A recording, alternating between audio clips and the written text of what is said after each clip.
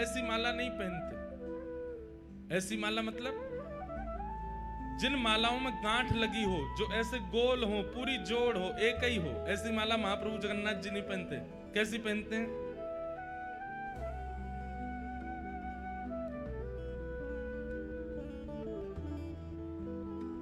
ऐसी माला पहनते हैं जो खुली हुई हो, जिनमें गांठ ना लगती हो। उसके पीछे 2-3 कारण है। पहला कारण, महाप्रभु जगन्नाथ जी कहते हैं भैया मैं कोई के बंधन में ना हूं, मुंह बांधो मत, मैं कोई के बंधन में ना हूं। इसलिए ठाकुर जी गांठ की माला नहीं पहनते, खुली माला पहनते हैं। और इसका सबसे उचित और सबसे विशेष कारण महाप्रभु जगन्नाथ जी कहते हैं, बोले भैया मेरे भक्त मुझको पुकारें, मेरे भक्त मुझको बुलावें, और कहीं गीत गोविंद को पाठ चल रहे होगो और कहीं मैंने गांठ की माला पहनी और मुंह दौड़वे में कहीं ये इरज गई, कहीं रुक गई, कहीं मुंह को रोक लियो तो मुंह को पहुंचे हुए में विलंब हो जाएगा। ऐसी माला पहनाओ कि तुरंत ने एक झटका में ही उतर जाए और मैं दौड़ के जाऊं अपने भक्त की रक्षा को। इसलिए ठाकुर जी ऐसे पहनते हैं। चैतन्य महाप्रभु, आप लोग सब जाते हैं मंदिर दर्शन करने के लिए, तो गरुण स्तंभ जहां पर श्री गरुण जी विराजमान हैं, उनके पीछे देखेंगे बड़ी भीड़ लगती है, वहीं से लोग घूम घूम के जाते हैं दर्शन। उसकी महिमा स्कंद पुराण में है। मैंने एक दिन कहा था कि गरुण जी आचार्य हैं, आचार्य सन्निधि में आप दर्शन करोगे तो ही महाप्रभु जी आपको देखेंगे। बिना गरुण जी के अगर आप दर्शन करने के लिए गए तो आप जगन्नाथ जी को देखोगे, जगन्नाथ जी आपको नहीं दिखेंगे, आपको नहीं देखेंगे, क्योंकि जगन्नाथ जी तो आचार्यों को देखते हैं और आचार्यों की सन्निधि में जो होता है उस पर दृष्टि अपने आप पड़ जाती है। भाई इत्र किसी ने लगा रखा है, आप उसके गले लग जाओ तो थोड़ी सुगंधी आप में भी आ जाएगी ना। आचार्य जन, गुरुजन, ये सब तो इत्र लगा करके आए हैं, इनकी सुगंधी तो सबको सुगंधित करती है। पर कई बार इत्र लगाए व्यक्ति के साथ चल रहा होता है ना व्यक्ति, तो हम लोगों को भ्रम हो जाता है, पता नहीं दोनों में से किसने इत्र लगाया। हो सकता है साथ वाले ने इत्र लगाया हो। तो भक्ति की महक तो आ रही आचार्यों से, पर आचार्य की उंगली पकड़ के जब हम चलते हैं तो ठाकुर जी को भ्रांति हो जाती है कि ये महक आचार्य में तैयार रही है कि संगवारी में तैयार रही है, और इस कारण से आचार्य चरण की वजह से हम पर दृष्टि पड़ जाती है महाप्रभु जी की।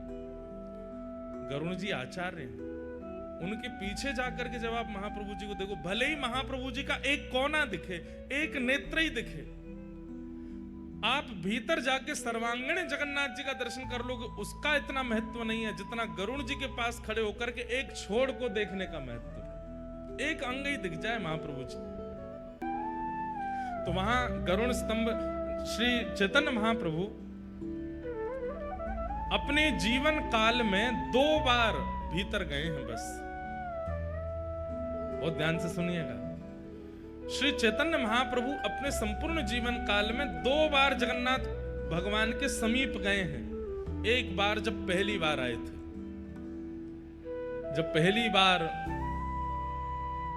मायापुर नदिया ग्राम से श्री जगन्नाथ श्री चैतन्य महाप्रभु यहां पधारे, तो जहां से नील चक्र दिखना प्रारंभ हुआ वहीं से ही चैतन्य महाप्रभु दोनों भुजा उठा करके दौड़ने लगे, और इतनी द्रुत गति से दौड़े कि महाराज खूब प्रयास किया लोगों ने रोकने का, लेकिन नहीं रुक पाए। सिंह द्वार से प्रवेश किया, सिड्डियां ऐसे लांग रहे थे जैसे मानो कितनी इनके बड़े बड़े चरण हो, 4-4 सिड्डियां एक साथ चढ़ रहे थे, और ऐसी द्रुत गति में परिक्रमा लगा करके दौड़ करके आए और भीतर प्रवेश किया। गरुण स्तंभ के पीछे से दौड़ते हुए एक दोहरी पार, दूसरी दोहरी पार, तीसरी दोहरी पार, चौथी दोहरी में भीतर प्रवेश करके महाप्रभु जगन्नाथ जी को अंक से लगा लिया। पुजारी लोग दौड़े, अरे अरे अरे चिल्ला रहे थे सब लोग। यहाँ पे जब आप लोग भीतर दर्शन करने गए एक आध दिन, भीतर मतलब गर्भगृह में तो नहीं जाना चाहिए, चाहे कोई ले भी जाए तो भी नहीं जाना चाहिए। पहले तो गर्भगृह के दर्शन होते थे, हमने किए हैं गर्भगृह में अंदर जाके, महाप्रभु जगन्नाथ जी को स्पर्श भी किया है। लेकिन हमारे पुरी शंकराचार्य भगवान की आज्ञा कि भाई गर्भगृह में जीवित शालिग्राम है, अगर कोई सामान्य अंदर प्रवेश करेगा तो श्री शालिग्राम भगवान पर चरण रखने का उसको अपराध लगेगा। इसलिए केवल सेवायतों को अधिकार है, वो जा सकते हैं, बाकी किसी को नहीं जाना चाहिए। लेकिन चैतन्य महाप्रभु सीधे दौड़ करके गए और महाप्रभु जगन्नाथ जी को अपने अंक से लगा करके वहीं मूर्छित होकर गिर पड़े। तो जब आप लोग भीतर जाते हैं तब देखा होगा यहाँ के जो सेवायत कर्मी होते हैं वो कैसे चिल्लाते हैं, ए, जोर से चिल्लाएंगे, हाथ में लिए जोर जोर से मारेंगे डंडाओं को, उनको लगेगा कि हम ही पिटने वाले हैं का देर में। ऐसे चैतन्य महाप्रभु जब भीतर चले गए तो सब चिल्लाए, अरे अरे कौन आया कौन आया कौन आया।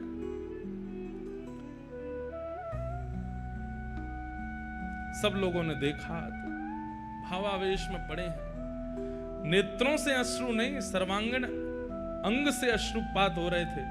सब लोग उनको उठाने लगे, तभी वहां पर सार्वभौम भट्टाचार्य जी खड़े थे। उन्होंने कहा रुको रुको रुको, स्पर्श मत करो, देख नहीं रहे हो प्रेम के अष्ट लक्षण इनके अंग में से प्रकट हो रहे हैं, शरीर कांप रहा है, आंखों से अश्रुपात हो रहे हैं, इनकी आत्मा इनमें है पर इनका ध्यान यहाँ नहीं है, इनके नेत्र ऊपर की ओर चढ़ गए हैं, ये प्रेम की अवस्था में पहुंच गए, आप इनको कैसे उठा सकते हैं। तब महाप्रभु भीतर गए। उसके बाद फिर सार्वभौम भट्टाचार्य जी अपने घर ले गए, सब उनके सेवक गण आ गए। उसके बाद महाप्रभु जी ने सदा गरुण स्तंभ के पीछे से ही दर्शन किया। आज भी वहां 3 उंगली दीवार पर बनी हुई है महाप्रभु जी की।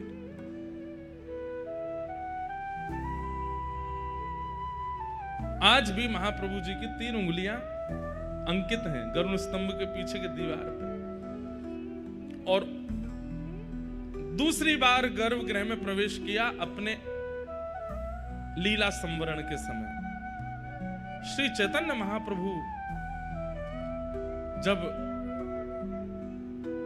अपनी लीला विश्राम कर रहे हैं, उस दिन चैतन्य महाप्रभु दौड़ करके गए और भीतर जाकर के सब पीछे पीछे दौड़ रहे हैं, कोई देख नहीं पाया, दौड़ करके गए गरुड़ स्तंभ के पीछे से होकर के धौरी पार 1 2 3 4 5। और जैसे ही महाप्रभु जगन्नाथ जी के गर्भगृह में प्रवेश हुए, महाप्रभु जगन्नाथ जी का जाकर के गाढ़ आलिंगन किया। महाप्रभु जी ने तुरंत दोनों दरवाजे बंद कर दिए मुख्य, और जब खोल करके भीतर देखा तो श्री चैतन्य महाप्रभु जगन्नाथ जी में विलीन हो गए, महाप्रभु जी में विराज गए। इन 2 बारों के अलावा महाप्रभु जगन्नाथ जी का दर्शन स्वयं चैतन्य महाप्रभु जी ने भी भीतर जाके नहीं किया, दूर से ही करते थे।